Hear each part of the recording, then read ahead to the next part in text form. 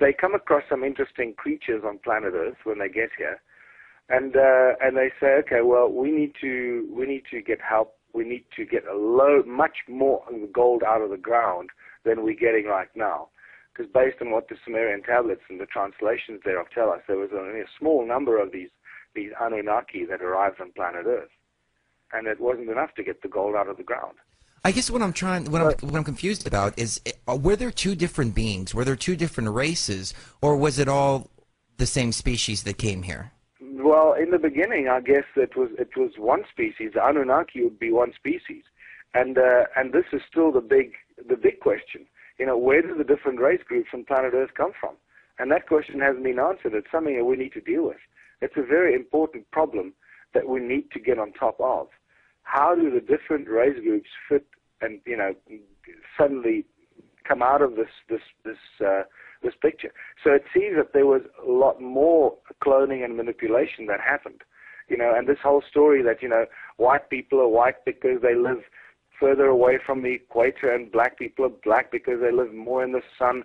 That's just rubbish, you know. It doesn't wash with me. You know? It doesn't make very much sense. Now, throughout history, though, we've had things like the Minotaur and a lot of these. I mean, even Bigfoot. You've got all these anomalies everywhere. Were these remnants of their genetic manipulation? You know, half reptiles, half human type entities, etc. All their experiments. Yeah, it certainly seems like it. You know, I'm not sure how far your audience goes, but it's important to tap into every bit of information when you do research. And I believe that you, as a researcher and a scientist in a world that we live in today, you've got to be open to everything, every area, and every possible bit of information you get. What fascinates me on this planet is the diverse, many different races we have here. Is it because of environment and locale, or are these all... I've always thought about this. The more we look at the different race groups on planet Earth, you know, we call ourselves the human race, but we're not one race. We're distinctly several different race groups. That becomes very interesting and often a very sensitive subject, but something that needs to be discussed openly without, you know, racial prejudice. And so forth. So it becomes more and more compelling. The evidence becomes overwhelming that we did not really evolve to this point in time. We somehow were manipulated into this point in time. For a specific reason, no doubt. Yeah, exactly. You know, some evolutionists, Michael, would say, George, don't use the word popped up. We evolved, yet it's pretty convincing that we kind of just showed up all of a sudden, isn't it? This cradle of humankind that is being sold to the world doesn't have any human skeletons in it. We have hominids in there, Australopithecus africanus and Mrs. Bless and Littlefoot, and wonderful examples of over 500 fossils that have been excavated from the Sterkfontein caves, just sort of northwest of Johannesburg. Over 500 fossils, if I've got it right, but they're all hominids, no human skeletons there. So these are all the supposedly pre-human evolutionary states. They are not human.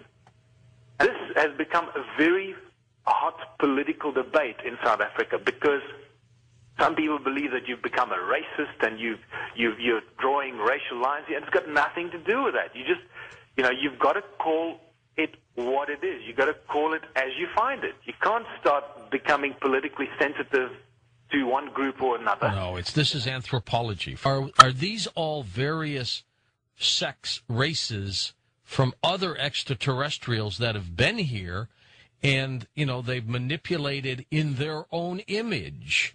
So the Asian person, the Caucasian, the African, they are in the image of the extraterrestrial that came to this planet a long time ago. Have you ever thought of that? Yeah, absolutely. And once again, you obviously give this stuff a great deal of thought, and I think you put your finger right on the button one more time. Again, I look at this scientifically, genetically, and if we only appeared as a species 250,000 years ago, not enough time has passed for these different race groups to have evolved. And I don't care what anybody throws at you. It's just not going to happen because the strength of the genetic pool that keeps the Asian person Asian is so strong, it just doesn't make any sense. And the same goes with African people. The strength of the gene pool of African defies the movement away from that into somebody like me who's got a little pale skin and gets burnt when I run into the sun. You know? Yeah.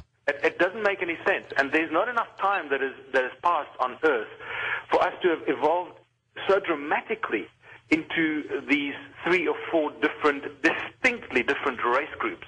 And that's why when I said earlier we call ourselves the human race, well, we're not really the human race because we are not one race group. We are 3 or 4, possibly more, distinctly different race groups. But the obvious ones are the Caucasians, the Asians, the Chinese. I suppose when I say Asian, I mean the Chinese type look, and then the Black African, and that is fascinating stuff because it becomes a melting pot of debate. That what is interesting is earlier this year, I think it was in February, Craig Venter, the sort of so-called father of the Human Genome Project, gave a speech which blew everyone's mind, and it certainly blew my mind because he mentioned some startling facts.